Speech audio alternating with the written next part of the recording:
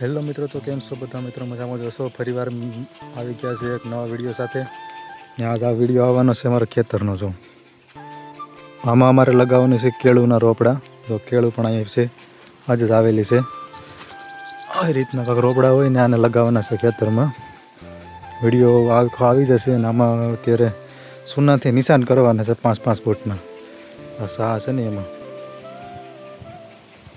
તો વિડીયોમાં બના રહેજો, હું બધું દેખાડીશ તમને. હા, પછી તમને મળું, દેખાડું ભાઈ. તો મિત્રો હવે જો દોરી બાંધી દીધી છે, આ હેઠે બાંધી છે ને કોલી હેઠે બાંધી છે. હવે ત્યાંથી તોળના નિશાન કરવાના છે 5-5 ફૂટના. હવે તો મિત્રો આ રીતે નિશાન કરીએ છીએ. જો આમ કરી પછી એક મૂકી, બીજું અહીંયા, પાછું એક મૂકી, પાછું અહીંયા રહ્યું ને. એ કામ કરતા આવડે છે ભાઈ.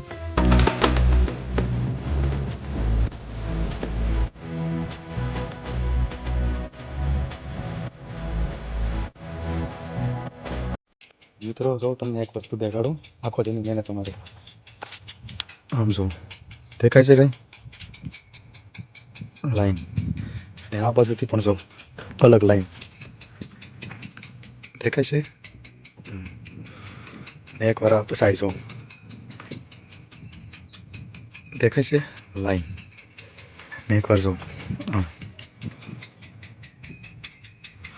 જે વસ્તુ જોશો પણ બધી બાજુ અલગ જ લાઈન દેખાશે. હજી એક વાર દેખાડું બીજી લાઈન.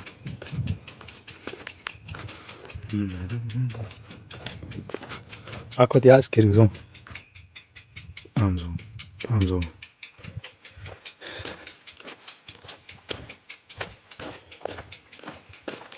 હવે કાલે અમારે આમાં કેળ સોંપવાની રહેશે.